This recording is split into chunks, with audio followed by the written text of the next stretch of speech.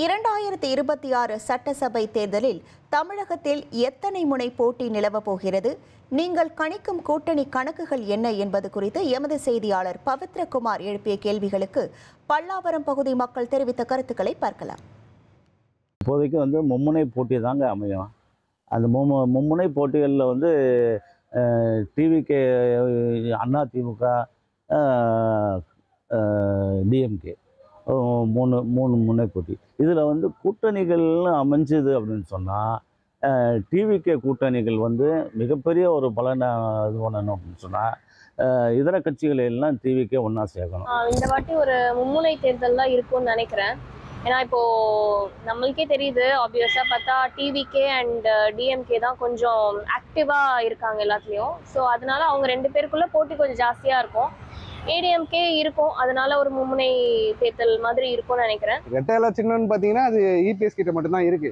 So அங்கீகாரம் பண்றதுன்னு பார்த்தீங்கன்னா இபிஎஸ் தான். ஸோ என்ன கேட்டீங்கன்னா இபிஎஸோட டிவிகேவும் ஜாயின் பண்ணுச்சு அப்படின்னா ஒரு பெரும் படையும் டிவிகே கிட்ட இருக்கு.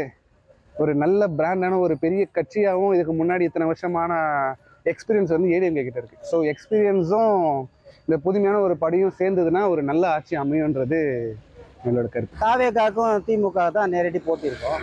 கூட்டணின்னு சொன்னீங்கன்னா இப்போ டிஎம்கே இந்த தாவேகாவுக்கு கொடுக்குற குடைச்சல்ல அதில் கூட்டணியில் இருக்கிற திமுக கூட்டணியில் இருக்கிற கட்சிகளே நிறைய விலகி, விசிகா, காங்கிரஸ் அது மாதிரி கட்சிகள்லாம் விலகி, கம்யூனிஸ்டெல்லாம் கூட விலகி தாவேகாவில் சேர்றதுக்கு வாய்ப்பு இருக்குது.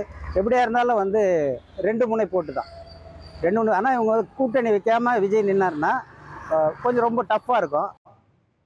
வரும் தமிழக சட்டசபை தேர்தலில் எத்தனை முனை போட்டி நிலவும் என்கிற கேள்விக்கு பல்லாவரம் பகுதி மக்கள் தெரிவித்த கருத்துக்களை பார்த்தோம்.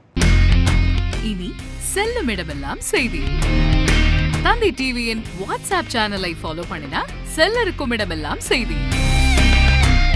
இதோ QR கோட், இப்பவே ஸ்கேன் பண்ணுங்க, ஃபாலோ பண்ணுங்க.